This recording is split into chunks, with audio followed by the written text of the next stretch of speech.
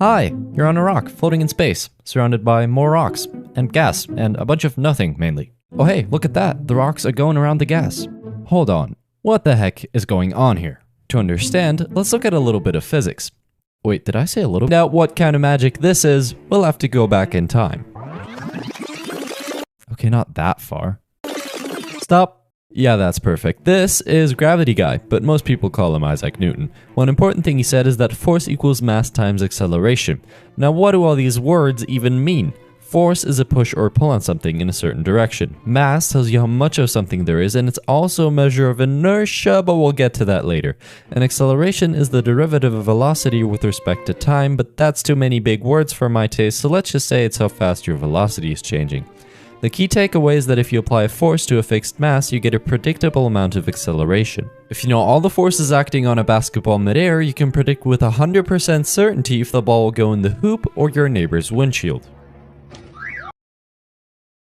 Whoa, did an apple just fall on my head? Yes, Newton, it did. Yeah, that must have happened for a reason, said Newton, as he discovered that two masses attract one another, making the apple fall. Yes, even you, no matter how ugly you think you are, attract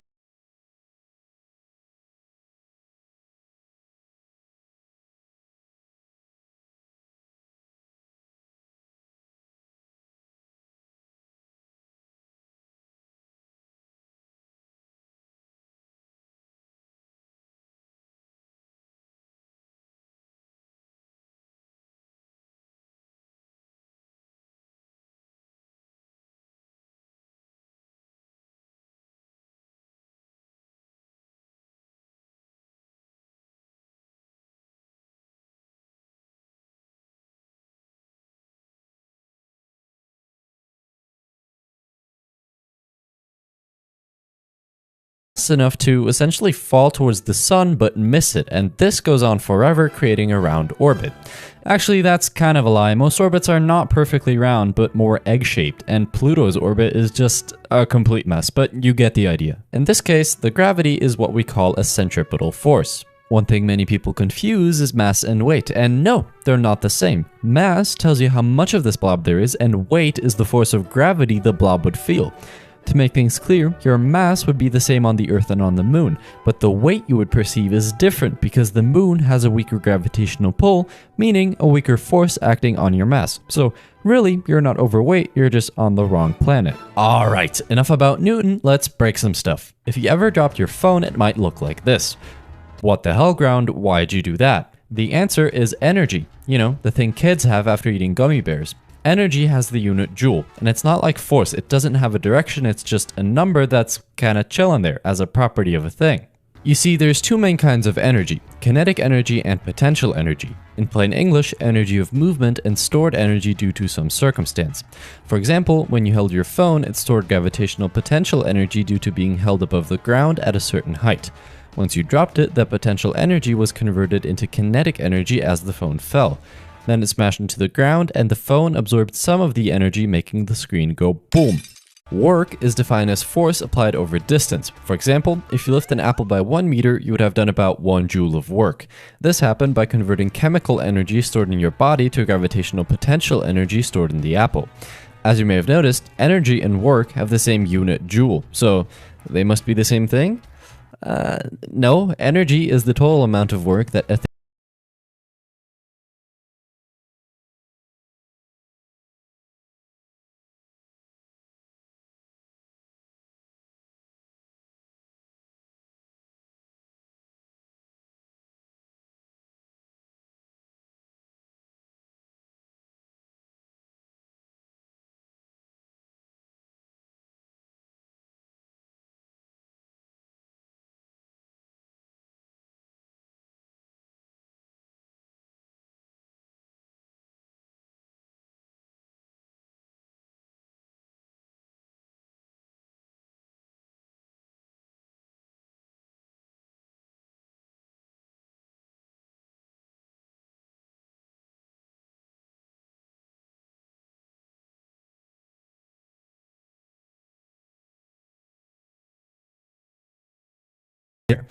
With this knowledge, we can define that temperature is just the average kinetic energy of atoms in a system. You see, all atoms, not just molecules in the air, wiggle, like this.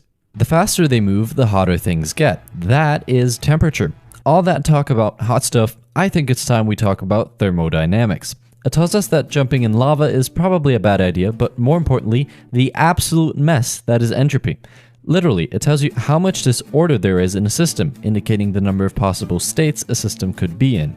For example, get an ice cube, no, not that one, yeah, that's perfect, and put it in the sun. The sun will obliterate the ice cube and turn it into water. Looking at the structure of ice and water, we can see that ice is more neatly organized.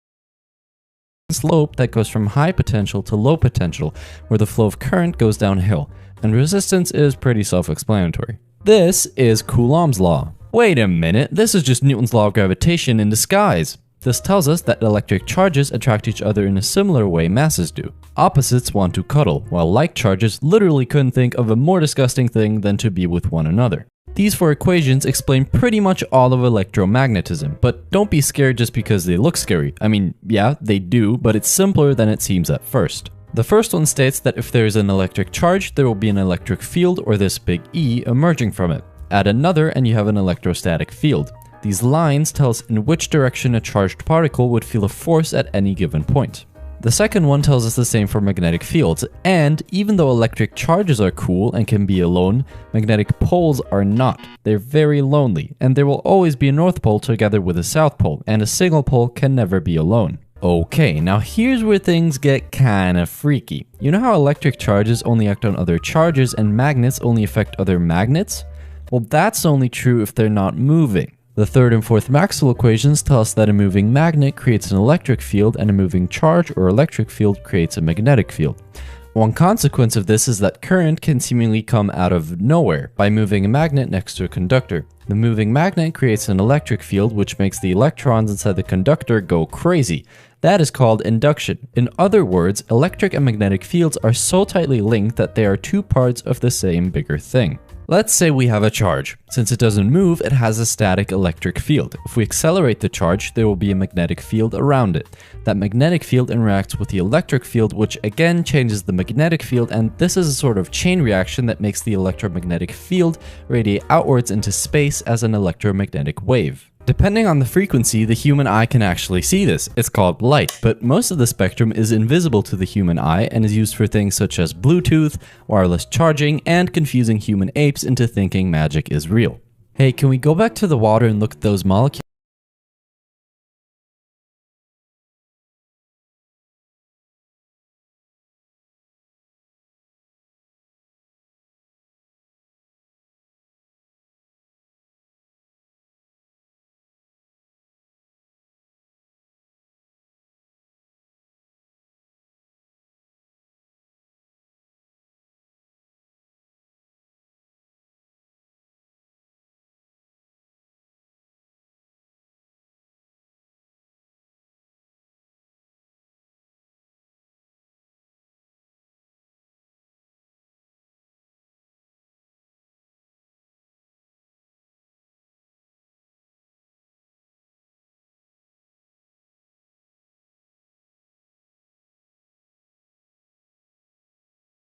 an isotope is, it will survive a certain amount of time. Some don't want to live, some really don't want to live, but some will live far longer than you probably will. Oh yeah, did I mention that light is like the fastest thing in the universe? To be exact, 299,792,458 meters per second in a vacuum. That is pretty fast, said everyone. Also, light is a wave, said everyone. Why? If you shoot it through two teeny tiny slits, it creates a fancy pattern due to interference, which is just a wave thing. You see, when two waves cross, they can add up or cancel each other out. These gaps are the spots where they cancel each other out. So in this case, light behaves like a wave. Nah, screw that. Everything you know is wrong, said Albert Einstein, probably smoking crack after hearing about the photoelectric effect and discovering that light comes in tiny packets called photons. I sure hope that doesn't unravel a whole new area of physics. Anyway, he said, as he continued to casually drop an absolute bomb on the entire field of physics with his theory of relativity. He assumed the speed of light is constant because it arises from two other constants. He also assumed the laws of physics are the same for everyone, regardless if moving or at rest. Now think about it. If two people turn on a flashlight but one person is standing still while the other person is on a moving train, wouldn't the person standing still see the other person's light as going faster than the speed of light? The reality is, no, it would be the same as their own flashlight. That's impossible, except if time passes slower for that person from the perspective of this person. In other words, if the speed of light is constant, time must be relative. Also, gravity is not actually a force, sorry Newton, but rather a consequence of masses bending space-time. Einstein thought the universe